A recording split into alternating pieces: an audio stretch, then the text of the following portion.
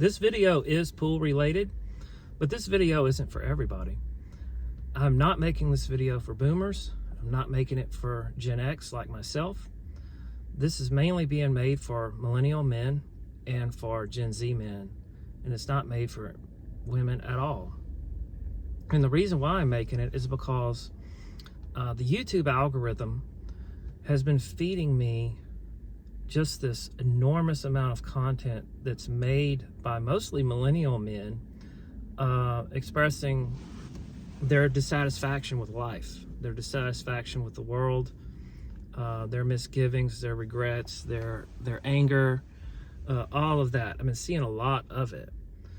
And one of the constant or one of the more common threads in all these discussions is how they have this distrust of advice from boomers and from Gen X. So that distrust, I think, isn't unwarranted. But if you listen to this all the way through, again, it is pool related. And if you hear the story I have to tell, I think you might gain something out of it. So just bear with it. Now, the main reason and the biggest factor in everything right now is the condition of the economy. Nobody can say that that millennial men and Gen Z men aren't at a huge disadvantage. And the two biggest areas I can think of is A, being able to pay for college and for post-secondary training. That's number one. And number two, getting started with some kind of housing, because housing is through the roof. So those, and then the ever-changing and chaotic condition of the job market. People just don't know what to do. They don't know what direction to take in life because things are changing so rapidly. And that's where my story comes in, or at least part of it, because this could be a 3-hour video if I told my whole story. So I'm going to rewind back to when I'm 25 years old. I'm just out of college. I grew up even though we were not poor, my dad worked really hard, sacrificed his body in a paper mill to keep my family, to raise us in what I felt like was a truly middle class existence. But we did so in one of the poorest regions in the poorest state in the country, and that's Louisiana. And so when I'm coming out of college, I don't have a lot of job opportunities, didn't have a lot of direction. I didn't have a degree, even though I wasn't in debt for it. I didn't have a degree that was going to get me anywhere. So I moved down to New Orleans, I get a job, and my take-home pay for the month was $1,600. And my total living expenses, and this was in the year 2000, my total living expenses for the month, I whittled it down to living on $800 a month. And I bring up the money part of it because a lot of people attach their happiness, their self-worth, their value as men to how much money they make. And I'm here to tell you that in itself is a trap and something that you need to try to look beyond. Because when I was living like that, at the same time, I felt like I was living like a king. I felt like I was living a really good life. And I'll tell you how I did it. First of all, I always kept my faith. That was always first. Second of all, because it was part of trying to deal with my chronic illness, I had a commitment to fitness. And so I was paying $30 a month to go to a gym. It had an indoor track. It had a pool where I could swim. It had weights, of course. And then I had a bicycle, and I was living in Metairie in New Orleans, the New Orleans area, and I could get on the levee, and I could ride the levee up and down for miles. And that was a daily thing for me. Now, at the same time, I had a dual interest in chess, and I had an interest in pool, of course, because this is a pool channel. And that's where I really got my start at playing pool. I had a copy of Burns' Standard Book of Pool and Billiards. And I read that book backwards and forwards. I busted the spine on it, and then the pages started to fall out of it. And when I got my wife's TV, at that time my girlfriend's TV, from her dorm room, I kept Burns' standard videos of pool and billiards checked out. I watched them constantly, memorized it. So when I went to the pool room, I had something to work on. I knew what I was trying to learn, trying to implement into my game. Now, to the money part of pool.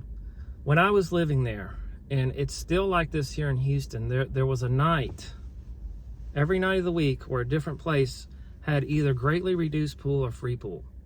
And I took full advantage of that, shamelessly, full advantage. So between my exercise routine, my pool playing routine, and paying almost nothing for it, I was always occupied. I had a goal in mind of what I wanted to do with my health. I had a goal in mind that, what I wanted to do with my game. It even branched over into discovering that on different nights of the week, there was discounted bowling. So we would go bowling. And then there was always the opportunity to play chess. That was also free.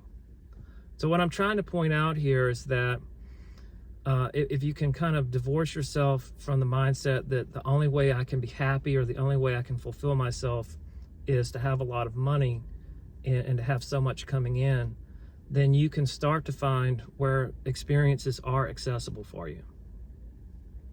And you can just focus on that. And that really sustained me a lot. And kind of I've never really gotten away from that model since then, because it's still the same thing today. A lot of the things that I have occupied my time with have not cost a lot of money. I got into living history. That's historical reenacting.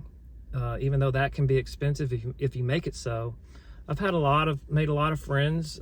They supported me, gave me a lot of stuff, or sold it to me at a very low cost.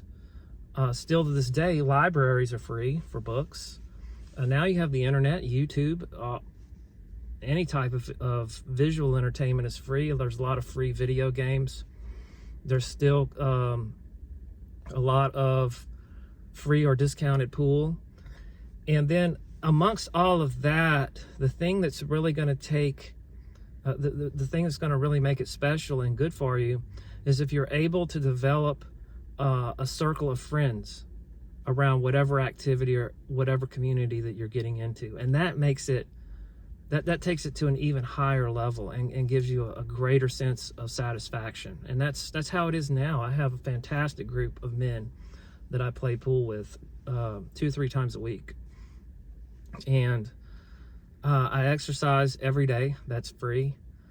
I've been fortunate enough to have a house now with a pool table in it that I didn't pay top dollar for it. And I play a lot, play every day. And I just want you to understand that A, you should not give up. B, you should always be committed to your health, to your fitness. And then the other thing, especially for younger men, and this is where I think what I have to offer kind of stops, is the issue of women. Because in a lot of these videos that I watch with younger men, they're always lamenting the situation with women. Now, outside of my faith and my own personal values and morals in that regard, which I'm not going to offer, if you're looking at it purely through a secular lens, then I really have no advice to give you. I have no wisdom to offer. I don't know. I don't understand what's happening right now. I really don't. Couldn't tell you. The only thing I might tell you is just not to worry about it. Don't attach your value to them, to having a girlfriend or a wife. Don't beat yourself up. Don't think of yourself as worthless. And just try to avoid it completely. That's the only thing I have to say about that. So I think that's all for now. Hopefully I can give you something to think about, and hopefully you're encouraged somehow. So have a great day.